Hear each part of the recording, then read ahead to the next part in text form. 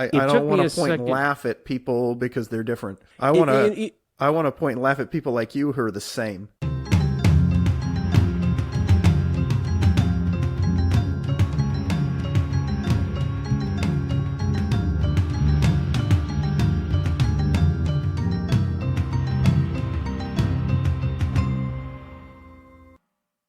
Hi there, and welcome to Hav and Charles Talk Comics. This is Season 3, Episode 16, the penultimate episode of Season 3. My name is Charles Herring, I'm one of your hosts, and I am here with my very good friend, Javier Gonzalez. Hi, Hav, how are you? I'm doing good, Charles. Better now. Excellent. It's very good to see you. Hav is all dressed in his golf finery. We are recording this on a Sunday morning, and he is off to play golf here on this first day of regular daylight time instead of daylight savings time. Regular daylight time. So yeah, which meant we got an extra hour of sleep, supposedly, which did not really seem like it for some reason. Oh, I don't know. I went to bed at 10 and got up at 7, and I got a chunk of sleep. When I really did the math on that, I'm like, okay, yeah, no. Well, I guess I got up at 7:30. Gotcha. I should still be asleep. Anywho, I was going to say, and ladies and gentlemen, I just want you all to know, our faithful listeners, I'm talking to a hero right now in Mr. Charles Herring, because he if you can tell, if you've listened to a few of these, he sounds a little rough because he's sick. But you know what he said? He said, you know what? I'm going to do this anyway because we decided we were planning on doing it. And even though he is not doing well, he put on his pants one leg at a time and put on his podcast hat, and here he is. You got two things I'm wearing wrong. Okay. I am not wearing a hat. And as far as you know, I'm not wearing pants. I can neither confirm nor deny that because thankfully I'm only seeing him from the chest up.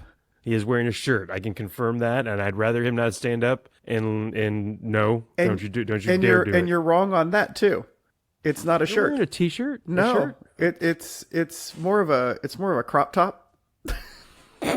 Okay. Sure. Showing the midriff off. I just can't see that part. That's right. I'm kind of slumped in my chair. Okay. If you're good, I'll sit up straighter later. No, that's all right. I don't want to know if you're Donald Ducking it, Winnie the Pooh in it. I've got underwear on. I'm not an animal. Okay. All right. Well, so yeah, no. So, hey, penultimate, you got to use the big word. Yay. I love that word. Is there a word, and not that I Googled it, nor am I wonder, is there a word for the third to last episode? I'm sure there is. Ultimate. I'm sure there's some kind of triumvirate. Nope, that's not right. Triultimate. The triumphant. Triumvirate. No, penultimate, triultimate. I don't know. I don't know either. So, do you want to just dive on in? Any housekeeping to do on the top? Well, as I said, this is the second to last episode of Season 1. Or Season 3. Yeah. Yeah. Season 1, Season 3. I've heard it both ways. Right. And you said it's episode 16? It is episode 16, which shocked Holy crap. It shocked the hell out of me because when I went to title the episode on the recording, I was like, is this 14 or 15? Is this episode 14 or 15? So I went to the podcast app and pulled it up, and the last episode was episode 15. I'm like, well, crap, it was neither 14 or 15. It is 16. Episode 16. We've done quite a few. Slight housekeeping thing. I was thinking we might do something different. Let's talk about this later. Let's do so. Okay. Remind me that I have a couple ideas that we might want to discuss, maybe in the mid section or at the end when we can do that. So we, as per usual, read 2 comic books. I suggested Spider-Man Noir, which I had read a long time ago, and I quite liked it. It was not part originally of Spider-Verse, because we've talked about Spider-Verse, and anybody that's seen the movie knows Spider-Man Noir is in Spider-Verse. It was just that they did a whole bunch, not a whole bunch, but they did a Spider-Man Noir, a Wolverine Noir, or it might have been X-Men Noir, Iron Man Noir, and maybe 1 or 2 others, and they were kind of fun. And then Spider-Man Noir seemed to be the only one that really kicked in, so they've done more with that, and they drew him into the Spider-Verse, and I liked it, so I suggested it. Hav was on his "It's October, we have to be scary," and he suggested Proctor Valley Road, which does not sound scary, and it was awesome, but we'll talk about that. But it was Grant Morrison as well, and they are incredible, and the art was incredible. I really enjoyed that comic. I really did. It was excellent. So what was what? I don't. Sure. I got that all pulled up, of course, because that's your job. Like one of the only things I do. Literally the only thing I rely on you for. Yes, that and using the words to talk in the pod. And I just want to note your impersonation of me just now when you did the "It's October, we have to do," I think was spot on. The little I've heard my voice recorded. It was eerie. It was like I was hearing a recording back of myself. I wasn't doing an impersonation of you. Did it really sound? I think you're being facetious because I really wasn't. Yes. I was mocking you. See, yes, you were. I was mocking you with a jokeful tone. I'll go with that. Jokeful tone. Okay. Okay. I know. I was being sarcastic. I've never even worked on a Javier impersonation. I listen to you enough. And you should. You should add that to your repertoire. I might have to. We'll have some time off and break, and I have a lot of recordings of you. What I have told people when I think everybody, this is universal. I know I've probably said it on here. I don't know very many people that hear themselves and think, "Gosh darn it, that sounds great. I sound like $1 million." Now you might be the exception. No, I did not like the way I sounded until I listened to myself over and over and over and over and over and over again, and my voice does not bother me anymore. It's you know what, it's a good point, because now that I do listen to our podcasts eventually, and I've gotten used to it, but I just remember even going back to high school when we used to record stuff for speech and debate, and it wasn't at some point. I remember it was after we were married. I told Julie one time, you know what my voice sounds like? It sounds like the love child of Ray Romano and a Muppet. My voice. I will tell you this. I don't hear Muppet in your voice. I do hear a little Ray Romano, except you have a much more emotional and less monotone Ray Romano. Maybe that's what you take as a Muppet. Oh no, I have feeling in my voice. People can hear emotion, and I have tone that goes up and down. I just don't talk. I mean, he is very monotone. Yeah, but it's part of his. It's part of no, his no. It is. Too. Well, I think it's part of his shtick and delivery because that's who he is. Yeah, that's true. And then speaking of real fast. Oh, go ahead. No, go. Speaking of comics, Bergazzi. I forget his first name. Have you heard of this guy? Or he was on SNL. He hosted SNL somehow. He is just a stand-up. He is great. He is a new thing. He's got a couple of specials on the net. He's got at least one special on Netflix. Just a suggestion for you. Weird side tangent. Okay. But yeah, so I do have a quick note. Sure. And I feel we owe someone an apology. We got a text from our friend Caesar, and I think the gist of it was, "I can read, motherfuckers." And you know what? And then, in fairness, he's been replying on that text chain forever. So, I mean, I think we have confirmation that he can read. You don't know that somebody's not reading those to him, and then he's telling them what to text back. By the way, I hate to do that. That's mean. I mean, the next thing you're going to say, because I can read your mind, is he has an iPhone, and iPhones can read the text to you. You don't even have to have anybody that. You just have to say, "Siri, read text," and then it'll read it. Yeah. But I believe Caesar when he spoke into his phone and told us he could fucking read. No, I know. No, it's funny because when he sent that text, I think I sent back a question mark. Yes, you did. I didn't remember us even talking about that. I was like, "What the hell is he?" I was like, "Maybe we made a joke about this." Because usually it's me saying I can't read. No, he said that too. No, I say you can't read because you won't read. Right. You won't read. It's a choice. The funny thing is, well, he also commented on in agreement with me on the zombie book, World War Z, that was an excellent book. And then he said the movie sucked. And I can read it because unlike Hav, Caesar actually reads books. He just denies it unless called out about it.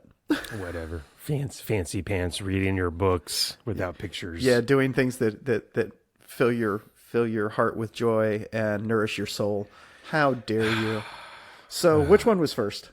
Okay, so Proctor Valley Road. Well, the Spider-Man Noir came out, first issue February 2009. Proctor Valley Road, first issue March of the year 2021. So again, let me do some calendar math. All right. So Spider-Man Noir. Yes. No, I'm not. You want to go play golf, so we're not going to do your bit. No. Where Hey, you, and where look, you we have plenty pretend to of time not now. know, where you pretend not to know if 2008 was it 2008? If 2008 is bigger or smaller than 2022? Did I? 21. Okay. Good Lord! Hey, I got them both in the ballpark. Yeah. So no. Hey, look at the golf. Hey, and I'll mention this on the pod since we're pod people and we're doing a pod. I'm gonna go play golf with Ryan. I'm sorry. This is the ultimate episode of. Oh yeah, the pod thing drives Charles crazy. No, I'm gonna go play golf with Ryan later. So when Ryan listens to this in a week or two, this is right before I go and put up a ginormous number on the scorecard because I enjoy golf thoroughly. Every once in a while, I'll have glimpses of, hey, it looks like I know what I'm doing, and then I don't. So very much looking forward to that, and that's why we're doing this a little bit early. Thank you, and that's why I'm already all dressed and ready to go. But yes, Spider-Man Noir, 2009. Go ahead. Yeah, just real quick. I will be adding in the beginning part of this that I was recording. Was actually not part of the podcast, where Hav talks about how badly he is going to beat Ryan today. He said Ryan is the worst golfer he's ever played with. He's been sandbagging him for years, and today is the day that he unleashes his 5 handicap against him and takes all the money in the world because he knows he can bet him. He's just been building this forever, so I'll put that in. Yes, please put that in because if that were true, this is the longest hustle. It's incredible. I'm impressed. I mean, because we've been playing golf literally since the 90s, like the late 90s when I really started picking it up to early 2000s.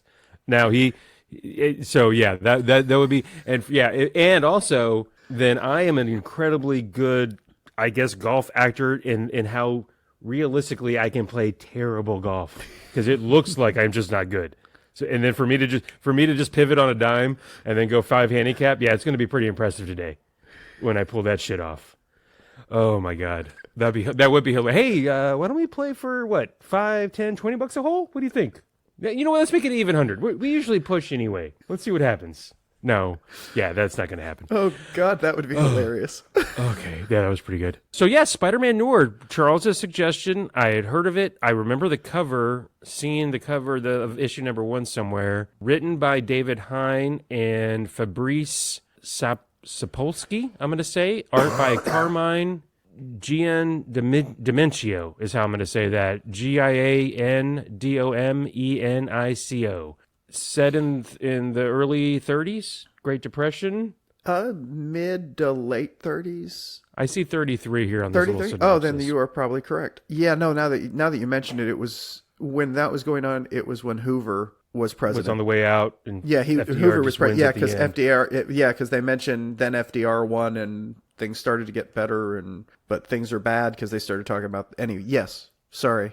No, you're fine. So, look, I'll do my best at a little synopsis. It's Spider-Man set, Great Depression, New York City, early 1930s. Peter Parker's there. Aunt May is a kind of organizer, a community organizer, talking about, the rich getting richer, the big companies. And trying to make sure the poor get fed. And we're talking about the Great Depression here. Everything is bad. And the government's not helping. And she and Uncle Ben are really for workers' rights and for the people, and they're considered kind of communists for not what kinda. they... I mean, they call them... Yeah, they call them I think they call them Reds. Yeah, they call them Reds. And Uncle Ben gets killed by, we find out, the Goblin because he's a rabble-rouser. The Goblin is there. It turns out the Vulture killed him because the Vulture was a circus freak, the geek in the circus. And so he literally chews him to death. There's a part where they talk about how he was essentially caged like an animal, eventually turned into essentially a humanoid animal and acquired a taste for human flesh. Yeah, the whole circus freak aspects of the Rogues Gallery was awesome because they basically were all circus freaks. They say, yes, the Goblin found them all in a circus because you have the Vulture, you have Craven, who was a lion tamer, and a few others. Oh, and they have Fancy Dan and Ox from the original Kingpin group that's there, and Ox is an idiot like he is in everything, and just they really did a good job of taking a beginning Spider-Man story and setting it back in the early 30s instead of the early 60s. It was just hey, let's just move this back 30 years. And tweak a little bit of the origin, tweak a little bit of the backstory of some of the main characters, good and bad. Yes. So talking about the Great Depression, it is remarkable and scary that less than 100 years ago, I want to say the unemployment rate was damn near 50% or 40% at one point in time during the Great Depression, where there were able-bodied people wanting to get jobs that there were just no jobs. Yes. And that it was up and down. It was after the collapse of the stock market, and that went from people that were wealthy lost their wealth, people that were paycheck to paycheck didn't have that paycheck anymore. Shanty towns, soup kitchens, Hoovervilles, thank you for named after President Hoover. Then there was a snippet in this where they talked about, I guess I didn't understand that even insurance, fire jobs were a thing even that far back, where people couldn't pay the rent. So these landlords would have these buildings full of people that couldn't pay rent. They're losing money, but they had insurance on it. So torch job, and somebody died, or a little girl died, or people died. Oh, well, that's, what happens. People are overcrowded in these buildings. Too bad. And by the way, back in the 1930s, a lot of the safety stuff we take for granted, like sprinkler systems, fire escapes, stairwells all the way down to the first floor, did not exist. We take that for granted now. And I guess, I was going to say, don't get me started about people that label certain things as socialists nowadays, where you're like, socialism means pretty much anything the government pays for and provides as a service to the community, whether that be roads, schools, county hospitals, not to mention your unemployment, your Medicare, your Medicaid, the social goods, Social Security, disability. That stuff drives me crazy because, we're capitalists, but we also have a fair amount of socialists mixed in and have had it for a good while. Okay, there's my soapbox for that, I guess. But there's a lot of stuff there were a lot of buttons that's pushed for me in a good way. It was, and just also very well done. Yeah, it definitely was very well done. The art in it is just dripping with noir, just incredible. Rain, snow, everything about it was incredible. You have an angry young Peter Parker who is wanting to fight the world because his uncle is dead. All of this is going so horribly, and he meets Ben Urich, who takes him under his wing. He stops him from, I read the first one weeks ago. He stops him from getting into a fight with one of the Goblin's guys, right? The Goblin, he does throw like a whiskey at the Goblin, I think, maybe. And then Ben when they're at the Black Cat. Yeah. And then Ben Urich is like, no, you can't do that. And then he finds out that Ben Urich is a heroin addict who gets money from the Goblin to hide things about the Goblin in the press. And it really upsets him. And that's at the same time that he gets bit by a spider. They went with the totem thing that there's a lot of, it was probably around this era that there was a whole Spider-Man thing that went on where Spider-Man met, I can't remember this old guy's name, and he had spider powers too. And tell me about this. Yeah. Where there always has to be a spider. Well, there's always a spider. It's also, it kind of takes it back to Anansi, the spider god, African spider god, who's a jokester, and it's a spider totem. So all these spiders are spider totems. And in this one, though, I thought it came from Egypt, which spiders have been revered as deities all over the place. Yes, it might have been from a different place, but I'm saying it's the same. But I'm saying it's the same idea, that it's a spider totem instead of a science spider. This is a magic spider, and that I haven't read. You sent it to me, the Spider-Verse kind of Hulk in volume, which is fine. I'm going to read it. Eventually. Yes, you are. Is Madam Spider, or whatever her name is, Madam Web, part of that? And isn't there like a spider kind of web that is kind of like a thing in the universe? Yes, that is correct. I am very much interested. But to your point about the art, freaking fantastic art, and the covers are frameable pieces of art. I don't know if you took. and the variant covers, very cool. Yeah, and I maybe use the word dripping of noir. Yeah, it's dripping noir. It's just I don't have it. I don't have the words to describe it beyond that. But I think if you look at it, you'll go, yeah, dripping noir. That's just you. It sets the scene. I mean, the story sets the scene, but every frame of it is just gritty and dark and awesome. Yes, it's always cloudy, or it's always nighttime in New York, and or raining. Yes. You mentioned the circus freak aspect of and the rain smells the like the sideshow. Which say again? And the rain smells like the wind. Yes, you can smell the soot and that was a line from the Into the Spider-Verse. Oh, really? From Spider-Man Noir. Okay. Oh, see. Okay. No, the circus sideshow. And I think I inverted it. And it's always windy, and the wind smells like the rain. I may have gotten that backwards. Feel free to write and correct me, if any of you motherfuckers can write. Anyway. Okay. Again, less than 100 years ago, the circus freak sideshow thing, incredibly prevalent, where these poor souls were essentially shipped around the country and put on display for quote unquote regular people to look at. And they put them in a trailer and towed them around the South and offer not just two bits of gander. Yeah, it wasn't just the South. It was all over the country. Yeah, from upstate New York to the West Coast. That was a Simpson line. Oh, really? Yes, Caesar will be correcting us via voice text. It's correcting my via voice text at some point in the future. You're just leaning into that one. Oh, yeah. Okay. Yeah, he asked for it, I guess. So you're just going to say... He didn't ask for it. I'm leaning into your thoughts on Caesar being able to read. I know Caesar can read. Right. It's all my fault, Caesar. It's all... Charles has nothing... Charles is blameless in this these allegations regarding your illiteracy, my friend. Just know it's just me. Charles, no. Mm-mm. He's your defender. He's your biggest advocate. Oh, Charles is cracking himself the fuck up here. He just isn't wanting to laugh out loud. Actually, you're cracking me the fuck up.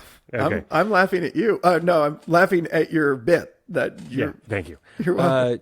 Okay, real fast. The circus thing too, by the way, I remember having a realization when cruising around. We used to watch, and maybe tell me if this is a step too far, the Little People Big World show on Discovery, or the show about little people, or the multiple shows about little people that were there for a while, the show about My 600-Pound Life. Mm-hmm. Yes, that's like the freak show. I never watched any of that stuff. I don't want to point and laugh at people because they're different. I want to point and laugh at people like you who are the same. Exactly. Well, it's different because I don't think there probably is an aspect of the point of laughing. I think it's also just it's at least more respectful. Fascination. Because yes. It's okay. How do these people that are little people live in a world that's not built for them? You know, these poor people that are obese.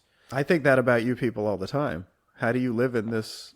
Actually, no. Never mind. The obese people like me? No, short people like you. The brown people? Oh, short people. Yes. Oh, yes, because you are 6'3"?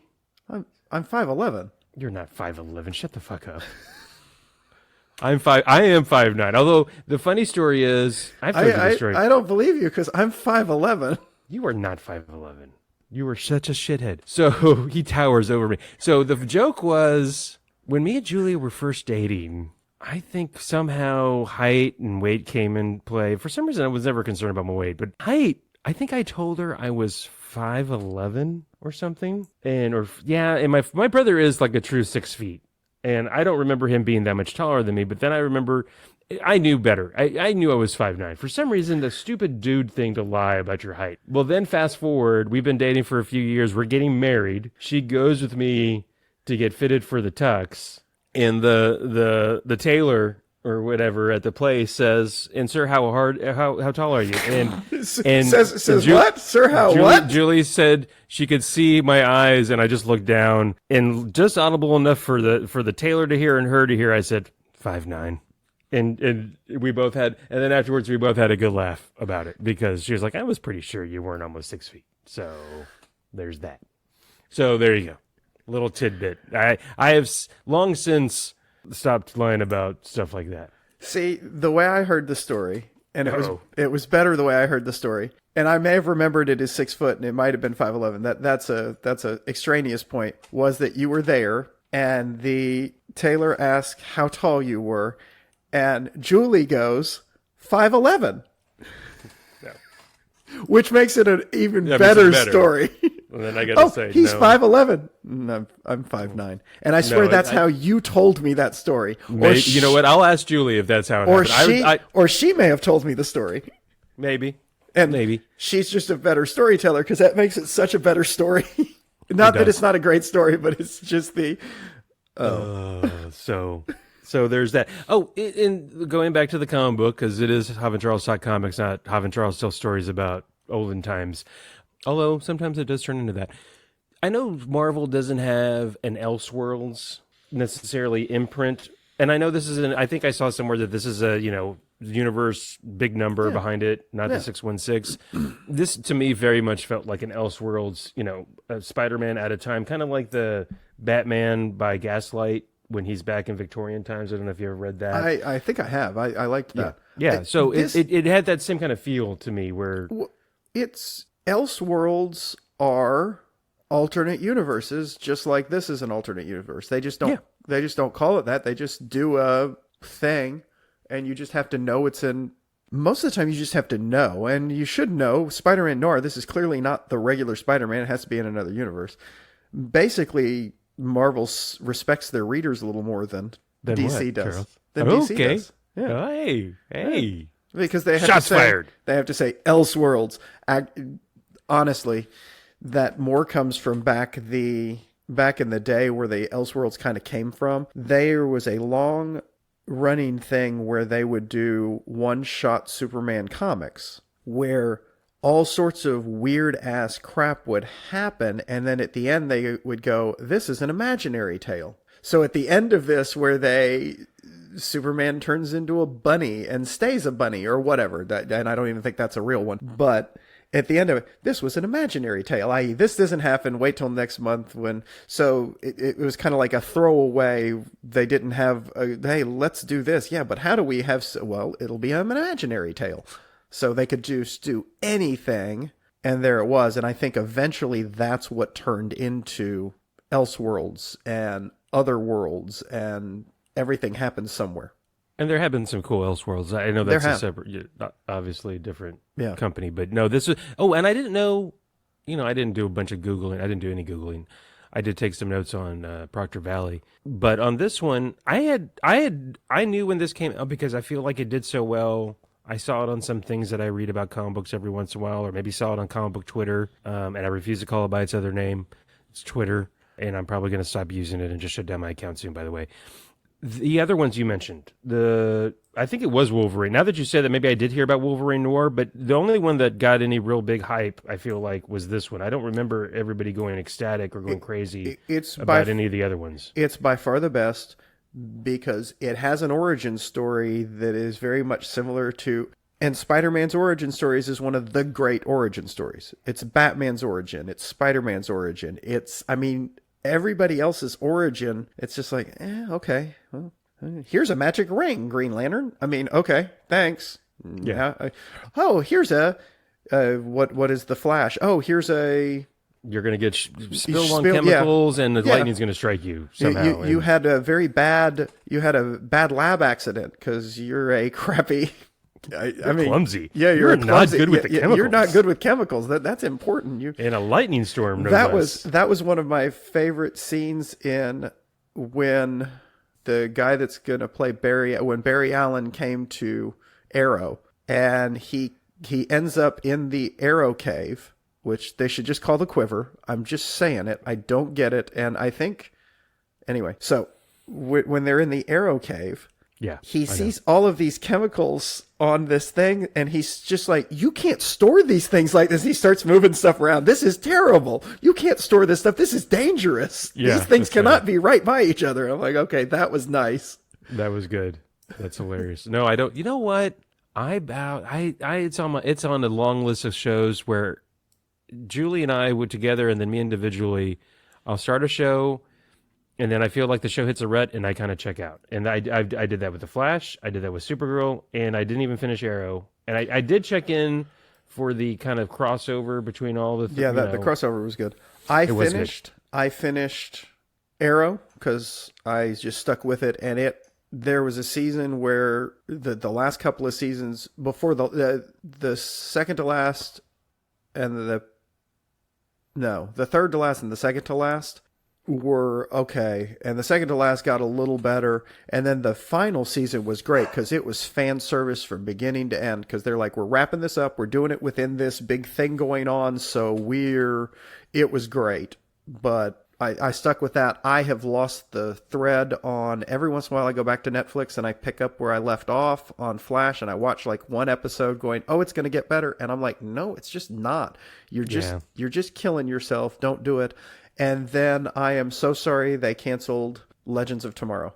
Because that's the one you've told me that it got really better and campy after season 1. I think I saw season 1, maybe a little bit of season 2. And it got campier and campier and better and better. As season 2 went on, it got campier. They started doing comic booky shit. And awesome. I mean true unadulterated comic booky shit. And it was tongue in cheek.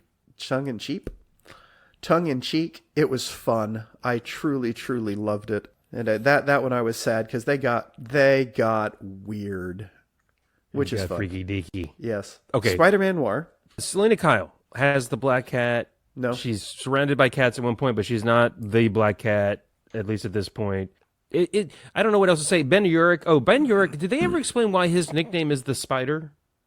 Ben Urich's nickname was the Spider. Apparently. Oh, because he had webs. He had a web of informants. Gotcha. And gotcha. Okay, I don't know if they explained that. They may have, but I mean, that's why. No, that makes sense. And he gets to the point. It's back then, even in the 30s, you hear well, that's what Ethel thinks about that. Back in the 30s, heroin was still around. They show him with his kit in his drawer. They show him with his kit, with the spoon and the lighter and the syringe. And there were jazz musicians, blues musicians, everybody. I mean, people of all walks of life on the heroin back then and to this day, unfortunately. But he's got an issue. He's got a problem. But at the same time, he's been keeping all this stuff. Oh, he was present when Uncle Ben was killed. Yes. So he knows exactly. Did they ever explain why he was present when Uncle Ben was killed? No, I didn't think they did. But he brings in he brings in Peter Parker to be his assistant, so he can learn how to be a photographer, and then Peter makes him remember who he was. And he starts to get his conscience back, and at one point decides he's going to rat out the Goblin. Not rat out the Goblin, he's going to write a true story based on all his sources, his web of informants. And before he can do that, the fake Jonah Jameson, the chameleon, shoots him, I believe. Well, J. Jonah, we didn't know that then, but yeah, J. Jonah Jameson shoots him. Yes, we didn't know that then the JJJ had been replaced by the chameleon. Mm-hmm. That's true. I thought it was JJJ. Yeah, so the first time I read it, actually, and this time I did, because I had forgotten. I'm like, wait a minute, what the hell? And then it's like, oh yeah. So yeah, the chameleon kills him. He called the Black Cat and said, hey, I'm gonna rat you out. I'm going to rat him out. And turns out she was there when J. Jonah Jameson killed him.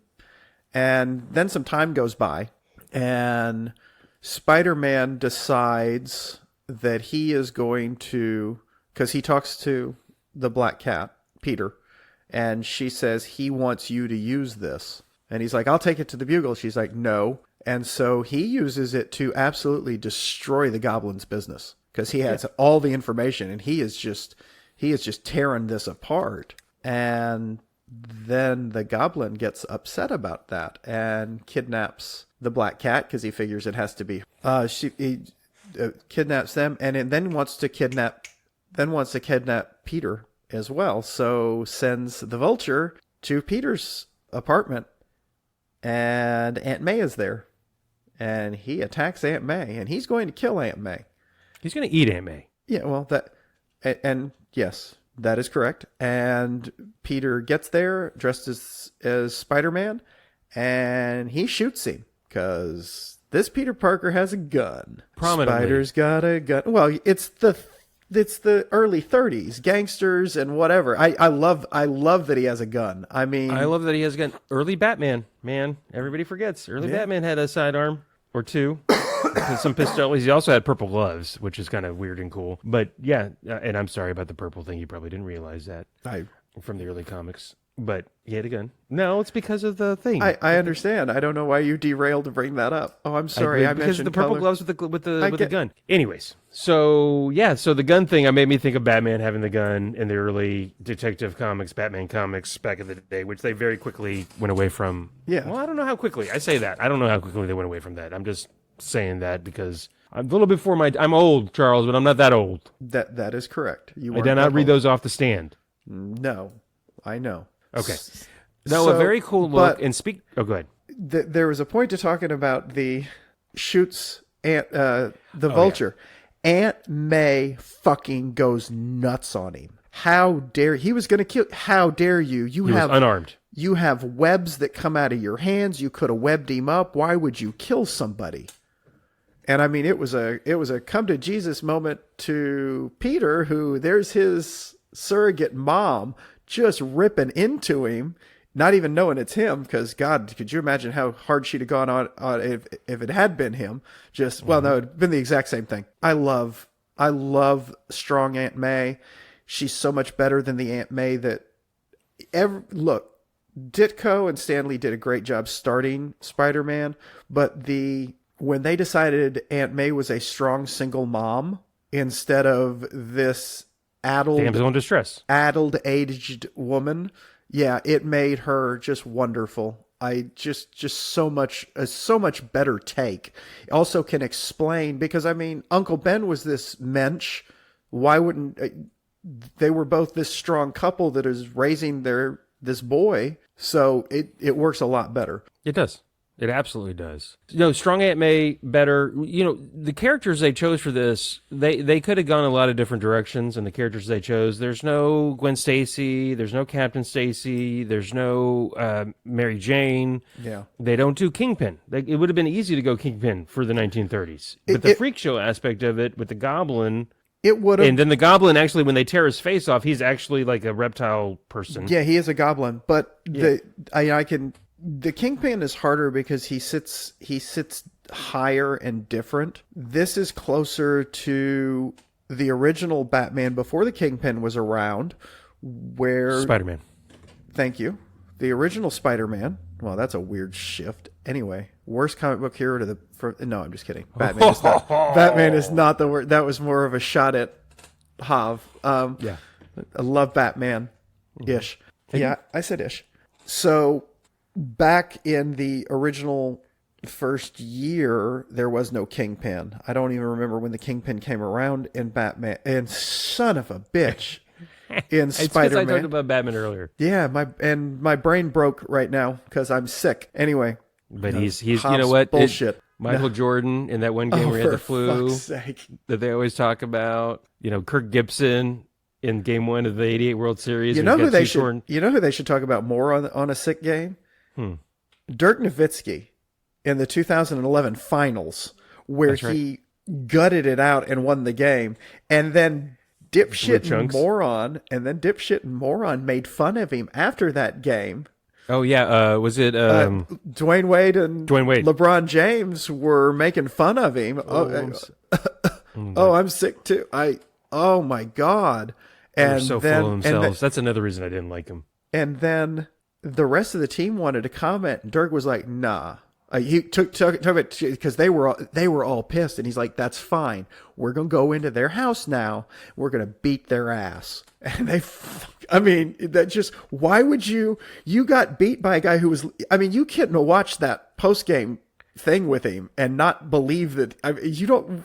Who's faking that? The dude could barely function at the end of the game, and he beat your ass. Sorry, that is absolutely true. I love very true. No, so you were talking about Spider-Man / Batman. Yes, I had a thread that I have long since forgot. I'm sure. Yeah. Let me see if I got any other of the notes. Oh yeah, I'm back on it. So there was just more low level crime. I mean, they were bringing out the big hitters. They were bringing out the Goblin came out fairly quickly, but Dr. Octopus, the Vulture, all of these, a lot of these characters were just bang, bang, bang, bang. So that's one of the most incredible parts of that run is all of these animal themed characters that they came out with so quickly. And there was a group that was Fancy Dan, Ox, and I forget the other guy's name. And that's this kind of low level thugs with a controller who was, they called him Mr. Big. And he was actually, I think his name was Fassbender, if I remember correctly. He was a reporter for the Daily Bugle. Huh. So you have a lot of this original stuff pulled in on this Spider-Man Noir, kind of certain threads weaved together in a different way. So they made the Goblin Mr. Big, and they kind of took Ben Urich and kind of made him like Fassbender because he was kind of involved in some dirty dealings because he was keeping it silent for money. Yeah. So you have this. And that's kind of why they didn't do something like the Kingpin. They were like, oh, we can really weave together some early Spider-Man in this early Spider-Man. So, speaking of the animal-based characters, I don't know if I said this earlier. I apologize wholeheartedly. I may have said Selena Kyle instead of Felicia Hardy for the Black Cat. You did. I'm pretty sure I did now because I wrote it down. Because I said wrong, and then you just kept going. And I just kept going, and I didn't know why you're saying. And that's how much I conflate and confuse sometimes Black Cat with Catwoman. Yes, because and we were doing the Batman Spider-Man thing too. Anyway, and I was like, wait, and then I looked down, I saw Selena Kyle on my notepad. Yeah, it was a complete and absolute ripoff. The Black Cat is a complete and absolute ripoff of Catwoman, except she has some powers. And but she needs to. Well done character for. Oh yeah. No, she's Spider-Verse. Great. Sure, love her. Spider-Man universe. I mean, not Spider. You know what I mean. I get. What else? Oh, so now questions because I read this a little while ago. JJJ has been a prisoner of the Goblin for how long? From the whole run? I would think. Do we know? Yep, pretty much a long time because some time seems to pass because I mean at least weeks. Because he was a prisoner when the climax of the end. When Urich is killed, and then he was still a prisoner. And while the Bugle was writing all of these articles about while they were while Peter was attacking all of the Goblin's people, the Bugle is writing all these. The Bugle is writing all of these articles about how he's attacking these just common people and working men and businesses instead of the thugs that they were, which really makes no sense because the real J. Jonah... That's what it threw me, because J. Jonah Jameson would be talking about vigilantism and he's going to hurt other people, but he would still be... and he's working with them. It's all a dispute between these bad people, because that's how he catches... Well, Spider-Man stops all these... No, he's having a fight with the people that are stealing what he wanted to steal and things like that. So it actually made sense that it was Kraven's stupid brother who had a clay face. I love how they pulled that in too, because the chameleon is Kraven's brother. In his clay face from Batman? Yes. Well, I said he has a clay face. I didn't say he was Clayface. Because remember when they pull out the thing and then they grab the dead face of... Yeah. It's called malleable. Yes, and probably kind of gross. It looked very gross. And the Black Cat killed. So we open an episode with a dead, or an issue. We open an issue with a dead J. Jonah Jameson, and Peter, Spider-Man, is there. And the cops show up. And when the cops show up, but I love as he's working there because he's really mad. He's practicing a line, grit and integrity, grit and integrity. It's a good line. I practice it all the way across town, honing my delivery to a perfect pitch of menace and irony. And then he gets there and he's dead, or he's dying. And Spider-Man's got his gun, and then the police break in. And it turns out that the Black Cat had killed J. Jonah Jameson because she saw him kill Ben Urich, who was her former lover, that she left to pick up with the Goblin because she has a dark and stormy past that is fascinating. And Peter is crushing on her hard. Oh, yeah. Heck to the yeah. Yeah. I mean, who wouldn't though? Yeah, come on.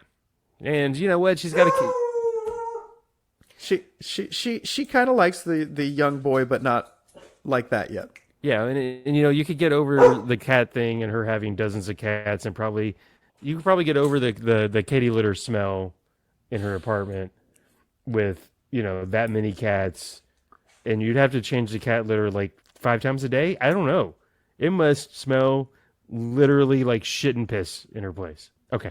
You're overthinking things. What else here? Let me see. What else? Do I have any other notes? I'm surprised. A couple things, just notes that I had. I was looking at the old list of Spider-Man Noir publications. Mm-hmm. A little surprised they didn't beat this like a dead horse, and I'm glad they didn't go back to the well too often. But I'm also kind of surprised there's not more Spider-Man Noir. I would have liked a little more Spider-Man Noir. There is some more. There is a little more, but not a ton. Yeah. And then the Spider-Verse movie, which I know I've mentioned maybe here on the podcast, but I've talked to you about for sure, where had never seen the character, I don't think, before. And then all of a sudden he's in black and white, and I could tell it was a famous person's voice, and it was driving me crazy throughout the whole movie who the voice actor was. And of course it turned out to be Nick Cage doing the Spider-Man Noir character in Spider-Verse. So there's that I wanted to mention as well. And I'm pretty sure I did butcher that line. I think it is, "Everywhere I go, the wind blows, and though it always smells of rain." I think that was the line, but I made, now I'm going to, well, easy solution. I got to watch the movie today. There you go. There you go. And speaking of overthinking, you're really kind of stuck on that, whether or not you got that line right. That's like the 3rd or 4th time you've gone back to that. Impressive. I don't That's like usually it. my thing. I don't like it when my brain doesn't work well. Again. So I'm always unhappy. Dirk Nowitzki, 2011 playoffs. You're powering through, man. Anywho. So overall, yes, I like that, but then I suggested it, and I'm glad you enjoyed it as well. I liked it a lot. It was very, very well done. All right. And then, so housekeeping. You were gonna, so not housekeeping, but in between, I think we're ready to maybe move on to Proctor Valley Road. Yeah. But before we do that, you were saying you had an idea. Well, I'm kind of thinking that two things. One, I was thinking, I told you, yes, you were going to read it on the Spider-Verse. I was thinking maybe we could do a bonus episode sometime that'll drop in early January, and we'll just both read Spider-Verse, and then we'll talk about Spider-Verse, because it's big. Yeah, it could take up, I'm sure, given the number of pages I saw on that. Yeah, it's huge. And we don't even talk about the whole, we'll hit all the high points and just discuss it. I figure we could just do a standalone episode on that. And that might just, it would give us time over the holidays to read it. And then we get together and do it before we get into our whole thing. The other thing I was thinking of is maybe breaking up our episodes. Recording it the way we do. But since there are 2 comics, we could drop every week I could just split them in half and drop every week, and then one comic and then the next comic. So this would still be like episode 16, but it would be episode 16 part 1 and episode 16 part 2. I'm not talking about doing it this season. I'm talking about maybe doing it next season. And I really would be interested to hear feedback on this idea from people. If you do listen, would you be interested in a shorter version? So you could just do it in chunks. And this is just, I'm throwing this out there. It was a thought I had. It's a format that would be easy to break up into 2 episodes. It is a format. Well, and we can talk about this. I haven't thought about it, so I could go either way on it. I was just going to mention my only knee-jerk thought or reaction would be, could we release it both ways, where you divide it up and it's still all in one, or would that be stupid to do? I could, and we could talk about that. That's not something that would not be impossible to do. It would. Okay. Yeah. I don't know. Yeah, it would be something possible. I'm sure. We'd have to. Well, and if it's but you know what? If it's more work for you, I'd rather not just have it one format. Well, in order to do that, I'd have to get ahead, because if I were doing it this way, I still would want to be a little ahead, because it dropping every week. I'd have to be far enough ahead to drop that first one and still have time to record another one and do that. We'll talk about it. Like I said, I want feedback. This is just putting the thought into people's heads. Let us know what you think about that. we'll obviously talk about this because it ain't going to happen. It wouldn't happen until next season anyway. So, gotcha. Which, well, and apparently we've been renewed. That's news to me. We have been season 4. We have been renewed, and early this year you didn't have to wait until the final episode to find out we were renewed. Yay! Yeah. As I said every year, I'm not done with you yet. Yeah. Oh my God. So, unless we have anything else to take up in between the 2 comics that were suggested for this go-round. HavandCharles.com. HavandCharles.com. You can go there. There is a way to email the show. So if you have feedback or thoughts on any of the stuff we've talked about, you want to correct us in any way, I clearly need it today. Hav always needs it. I do. Let us know. We will be happy. Suggestions on what to read. I'll put that out there. Yes.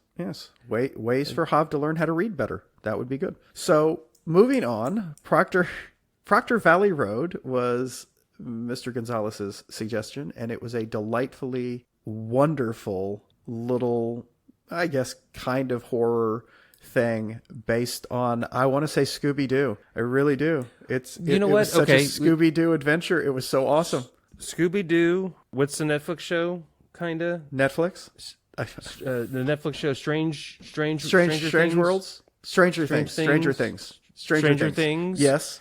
The super. I'm just thinking of the shows and movies. There was that one that J.J. Abrams did, Super 8. Not Super 8. Was it Super 8? Fringe? Where it's set in a certain time period. Okay. You know, Stranger Things set in the 80s. Yeah. That Super 8 that J.J. Abrams, it's kind of a monster thing where it's all, the kids are filming a movie. Yeah. I think that was set in the 80s also. Of course, this is set in 1970. Yes. Right after the Summer of Love. And boy, howdy, they're smoking the ganja. These teenagers are just hardcore. They're going hardcore Hav college. Thank you for slipping that in. Yeah, they were. I mean, they were. If you would like, I will cut that out. No, that's okay. Okay, it's pretty well documented. No, it was pretty impressive, and then the whole anti-Vietnam. Oh, so the great Grant Morrison wrote this with Alex Child, that I read on the back as maybe a screenwriter. Yeah. Cover by, at least the covers, I think, I don't know if all the covers were done by Naomi. I'm going to say Franquiz, Quiz at the end. And then the art on the inside, was it also by Franquiz, maybe? So very distinct art style, very well done. Yes. Yeah, but it is very, Scooby-Doo. It's a mystery. There's something on Proctor Valley Road. And they have a van. They do have a van. They have a VW van. They have a VW van. I mean, they have a mystery machine. They're high all the time like Scooby and Shaggy. And it's a group of young women. Yes, it's August. I wrote down the names. Good. August and Riley are cousins. Yes. Genio is a girl that's a wannabe astronaut, also black, young lady and her mom's telling her, ain't no way, everyone going to happen. Everyone's telling her that. Yes, everyone's telling her you're not going to be an astronaut.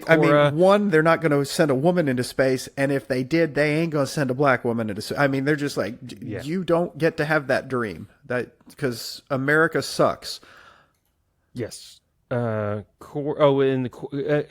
August, young lady, Cora's a little August and Riley, the cousins. I think August is the one that's at the very beginning playing the guitar and and then Riley is a little bit heavier. Yes. And at the very beginning, the moms are getting into that, and it's kind of shitty. I mean, maybe your daughter should watch what she eats, and you forget it's how very 70s. I mean, and that is a very recent thing. We're making fun of people that were overweight.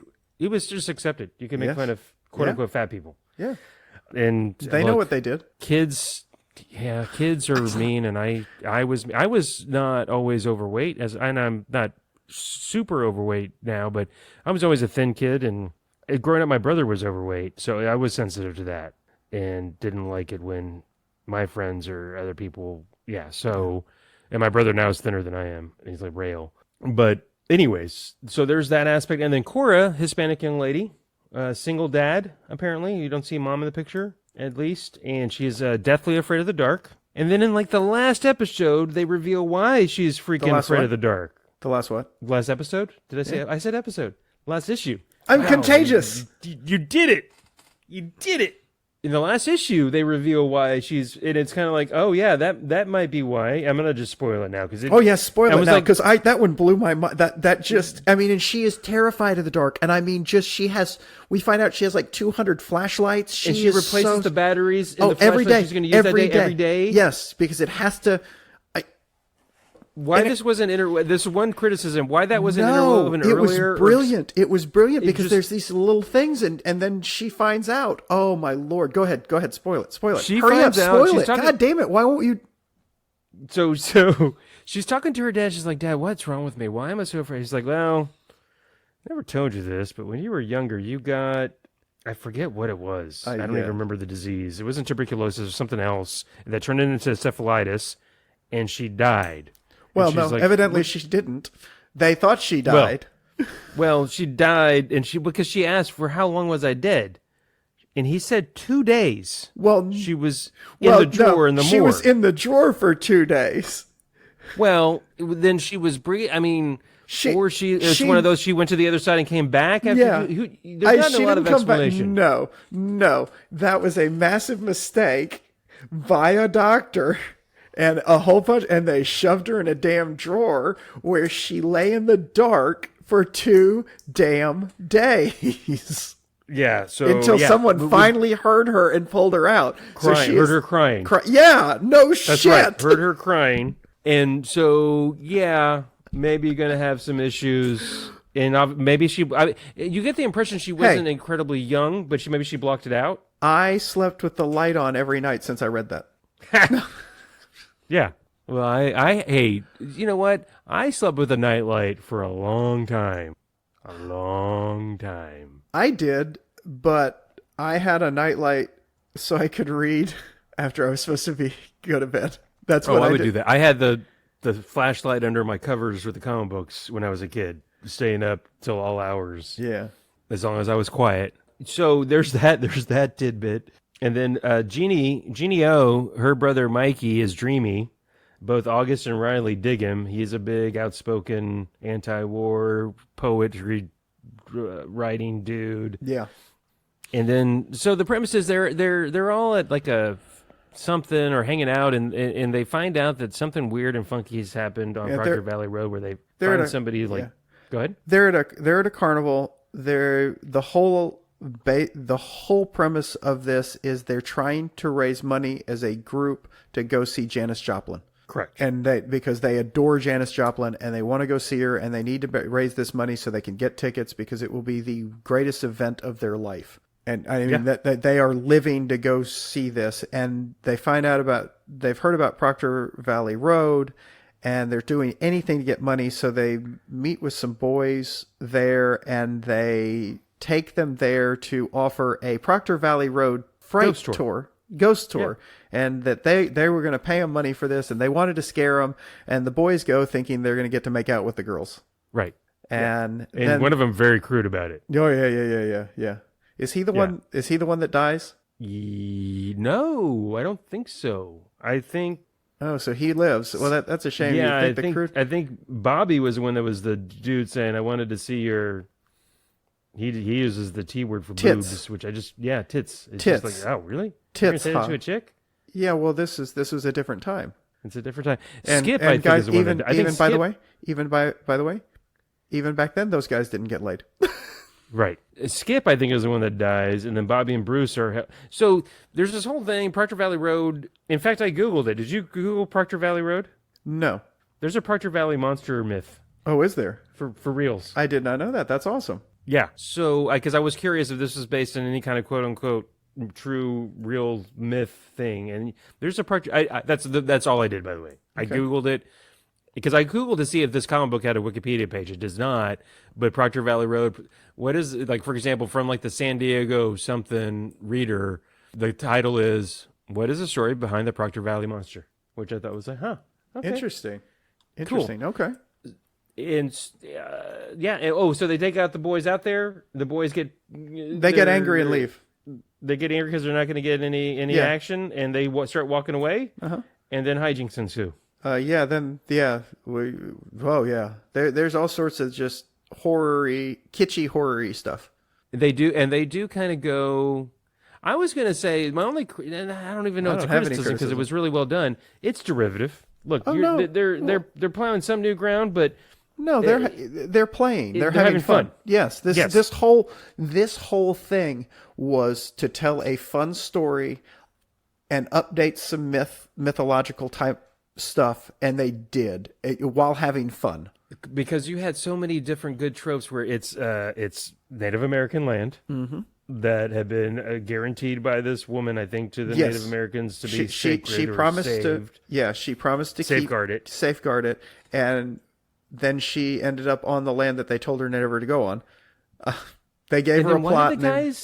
Why did the other rustlers or cattlemen string her up? Because she was in their way on a wagon wheel. I don't remember, but she was in the way, and she was outspoken about the natives, and so they killed burn her. Her essentially at the stake like a witch. She was a mouthy woman. I mean, honestly, that one rang true on why did these women get called witches? And because they dared to have opinions. I, for one, am for women having opinions. Hob, how do you feel? I think that's a good thing. I think they should be allowed. I'm progressive, Charles. Okay. I'm okay with, you know what? I'm even okay with them voting. I've come around on that. Sorry. No. Hey, no. I want to thank you for our opening.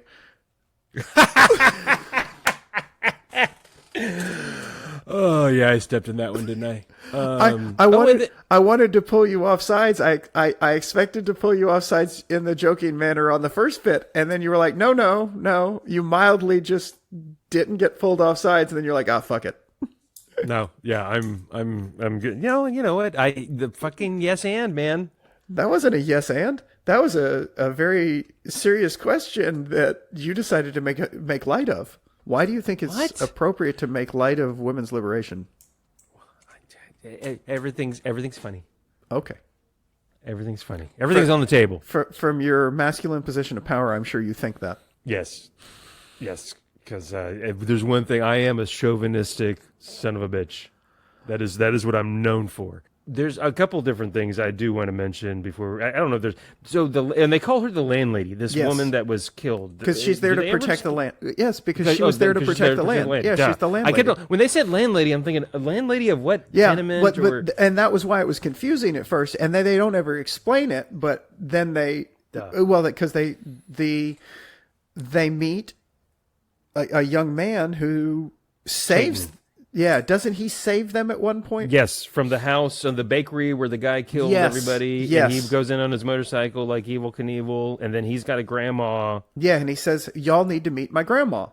And he's native. Apparently, I think it's implied. It's not implied. I mean, Native American. Because they go to the reservation. Yeah, and then she's there. And I noticed she was wearing, I'm going to do it in the Spanish pronunciation, Toreros jersey, which is Spanish for bullfighting, which is also the name of the sports teams at the University of San Diego. Oh, okay. That was cool. She's wearing a Toreros, I think like a basketball jersey. Okay. Which I did Google. I was like, that's too random to be made up, and I didn't know that off the top of my head. Yeah. That was a little bit of the Google, and I did it. Which she's telling the story about the landlady and the history, and all of that stuff, and that's when you get the big reveal, and then they go to because the girls. So when they leave, the boys walk off. Skip is killed and his body's found shortly thereafter. The two other boys are missing, and the four girls are the prime suspects in the murder and now disappearance of the other two boys, they're accusing them of smuggling to Mexico because they had gotten their papers to go to Vietnam. Yeah, they got their draft. They got their draft notice. It was, and the whole town is turned against them. One of their moms loses their job because of it, because these girls did this, and it's terrible. She worked for the city. Yeah.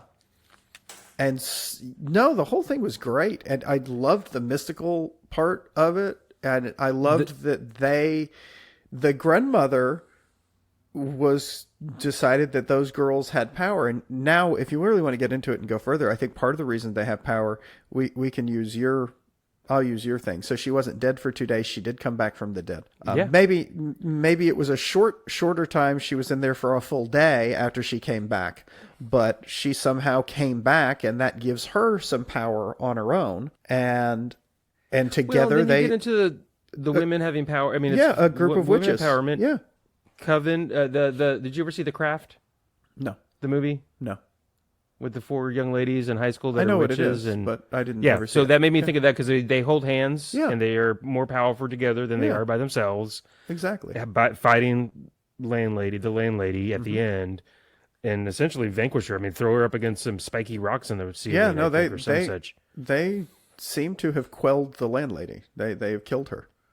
So no, it's 5 issues. I look, we've kind of run through it. I'm not trying to do it a disservice. I'm trying to think what else. I didn't take a lot of notes on. Oh, I'd want to say this. If anybody wants to read, it's Grant Morrison, so it's good. It's very well done. Like you said earlier, I was going to say the only criticism I could think anybody would have is that it's derivative. But like you said, I think it's very much an homage, a consolidation of a lot of different stuff set in a very specific time. Because 1970 ain't like Janice was around much longer after that. Summer of Love, 69, Woodstock. Does she even get to 71? I don't even remember when she passed away. I know she's a 27 club. Yeah.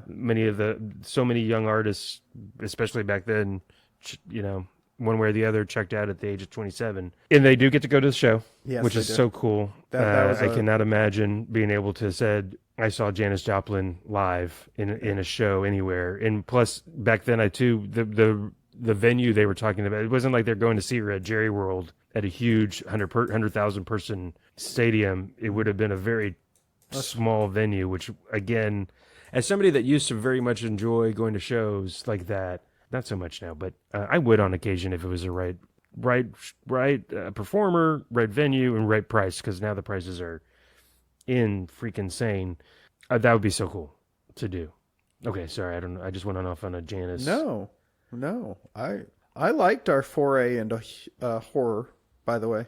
Yeah, you did. Okay, good. Yeah, well, I really liked 30 Days a Night, and I really liked this. So you did good. Good job, Hav. Oh, thank you.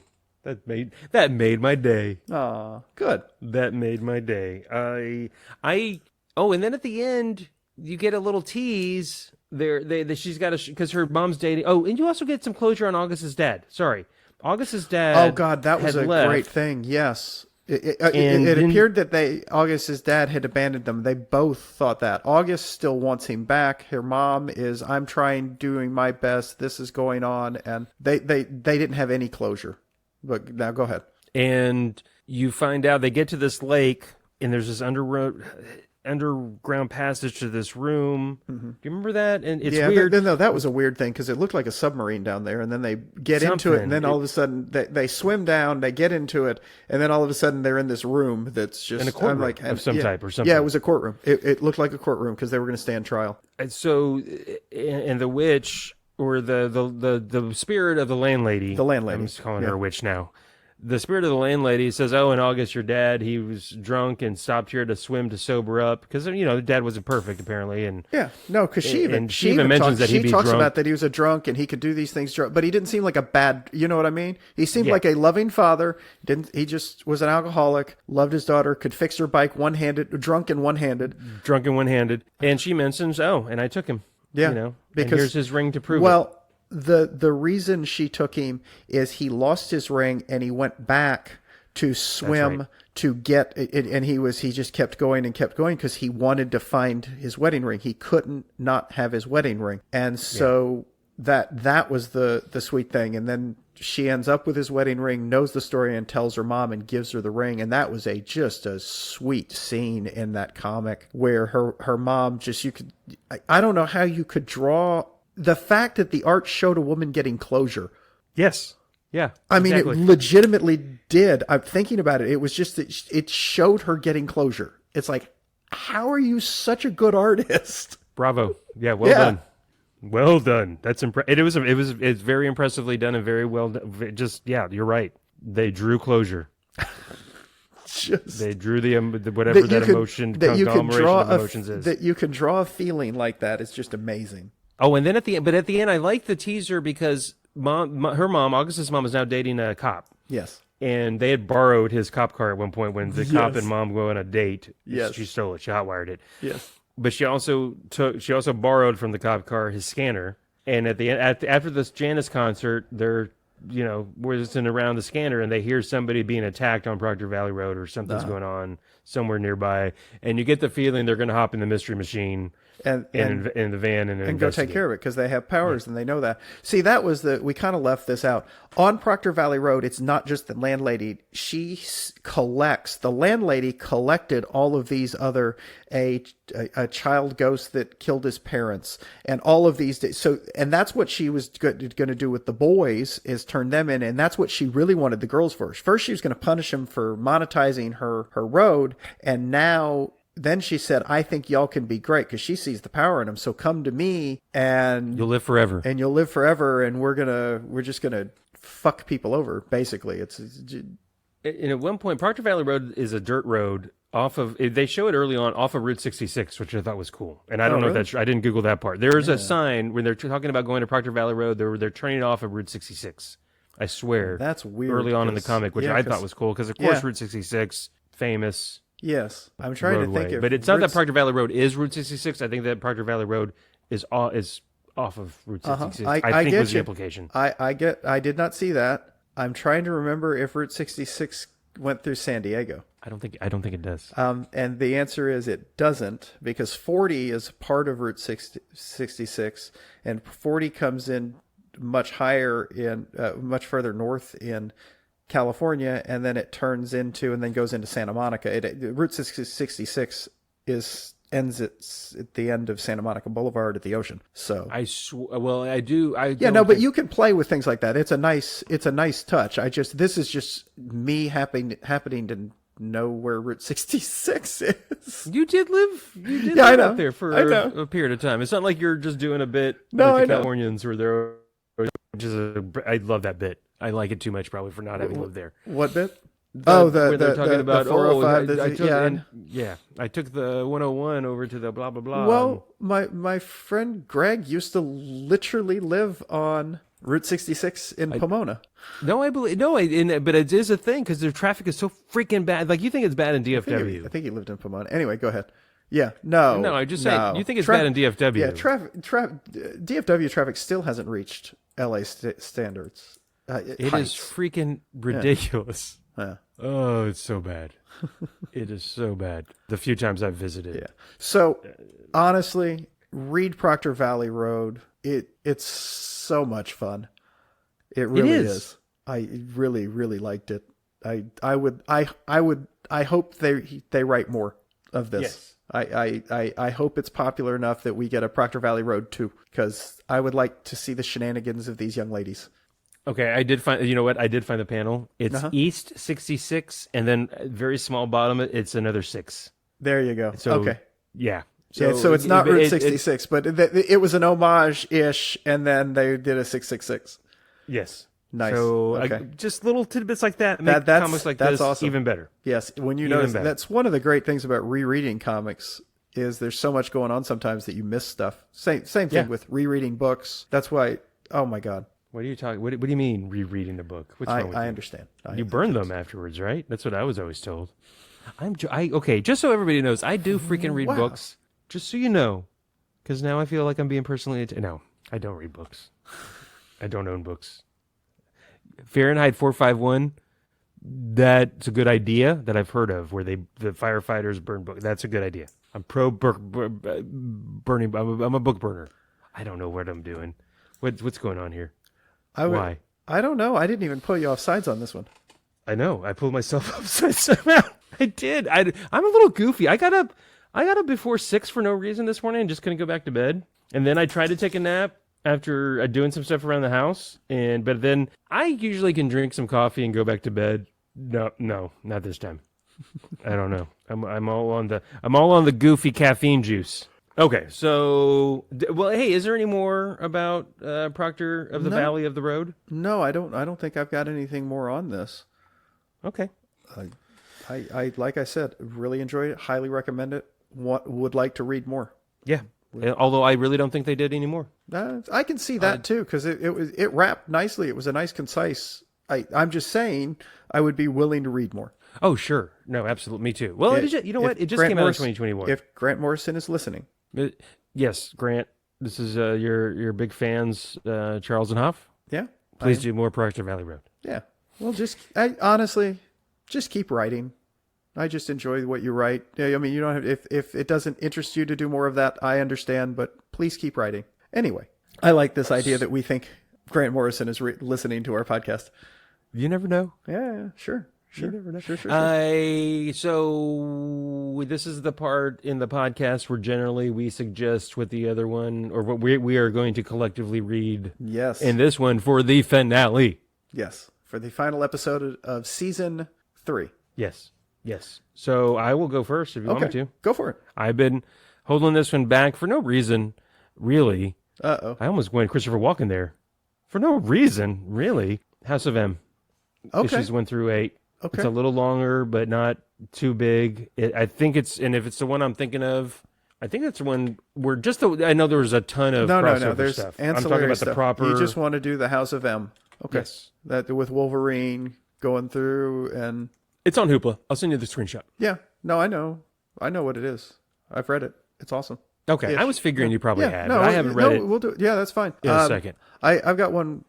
We've both been holding back, and I thought finale would be a good time to do it. It was between 1 or 2, and I've decided we're going to do this one because we're at the end of season 3 and we haven't done it. And since it is legitimately one of the things that exploded comics into the forms that we think of as comics now, and that was in the 80s when it happened, Watchmen. Nice. I mean, because we need to talk about Watchmen. I mean, we've talked about Watchmen, but it's just, this is now an adult medium, even more so than in the 60s when the college kids got into it through Marvel, and then in the indie comics that were adult. In the indie, Harry Crumb and Harvey Pekar and all that. Yeah, no, but then Watchmen, and we also at some point will do, is it Grant Morrison's Batman Returns? Not Grant Morrison. No, not Grant Morrison. Frank Miller. Why do I was going to tell you Frank Miller, the big ones that I've been holding back on, Watchmen, just that we're kind of shifted stuff in comics. Of course, Watchmen, Dark Knight Returns. It's funny because we did, which is very, very different and not as dark, I don't think, but Squadron Supreme. That was interesting because it's close in time. But then other ones that were just kind of a big deal back then, like Secret Wars, Crisis on Infinite Earths. They're big, and then even before that, there's big, these big milestone. The one that I don't know, I've never read it issue for issue. The big team up between Green Lantern and Green Arrow when they go through the country together. I've thought about suggesting that, but I haven't read it, and and it's on Hoopla. There's a collected on Hoopla. So yeah, no, so. I'm just saying, very cool. Yeah. To end on that one. Yeah. In fact, I almost want to say, well, we can talk about this later, but I know generally we go in the order of release and start with the one that's sooner in time. Oh no, we do. We start with the one. No, we start with the one that's older in time. Wait. Yeah. What do we usually do? We'll read Watchmen first. We'll talk about Watchmen first. See, I almost want to flip it because I feel like Watchmen is the one that's going to be the. Anyways, we'll talk about that later. Okay. All right. Sorry, the dogs are going crazy because Julie just got home, I think. So, yeah. But hey, I'm excited now. Yeah. I'm always excited for the podcast, and I get excited for Pod Day. Mm-hmm. But now I'm super excited about the finale. Because I was going to tell you, the close one that was more Halloween themed was going to be Batman the Long Halloween. But I figured you probably already read that, and we're kind of done with Halloween now. No, I like Halloween. But I think I've read that, but I don't remember. I'm pretty sure I've read that. But one of the other one I was going to suggest that I went back and forth on was Superman Red Sun. I've had that on my list because forever. I went with Watchmen because I've suggested a lot of Superman this season, so I was like, let's end it with something different. So, but I will want to read that, and I've got to find. I'm looking for a good. At some point, I might do the reboot Action Comics the Rebirth or whatever they called that, or the New 52. They did a younger Superman first starting out. It's where he wore jeans and a t-shirt. Yeah, and I think Grant Morrison wrote it. Oh, okay. I think we're going to read that at some point, probably next season, because I really like that one. Shoot, there's so many good Superman stories. Well, that's what I've been trying to find, just like a good Superman story that's not this huge, because all the other stuff we've done are like these kind of Elseworlds, or Superman dies, or I've been really looking for just let's have fun with a good Superman arc. Just what Superman, the core Superman, but within his comic, you know? Okay, well, there's one that I've been thinking about. It's not quite that, because it's in the Superman comics, but it's it's almost like a big event. I want to say it was either 6 or 12 part-ish thing. It was Superman and the Legion of Superheroes. Yeah. And he's got the flight ring, he's a member. Frank Quietly was the artist, and I don't know who wrote it. It's somebody prominent. Okay. Well, see, that could just be fun too. I'm not knocking that. I'm just saying what I want out of a Superman run is that's I've been looking for it, but I don't have enough Superman background. I've read stuff that is like that, but I just don't know what it is. So, anywho, want to really thank everybody who listened to this. We appreciate you greatly. We've had a great time so far this season, and we're kind of looking forward to wrapping it up on our next episode and for the year. Well, Hav's shaking his head no, and I'm not ready to wrap it up. No, I was going to say same. Thank you to everybody who listens, and thank you, Charles. As I always say, you do so much to get the podcast out there and edited and produced and all the heavy lifting, as I always say, which is true, and especially today when you're on your deathbed and literally dying. I am not that sick. No, but you were sick. You bucked up, and yeah. Thank you, everybody, for listening, and, see y'all next time. All right. Thanks, Bye. everybody. Bye.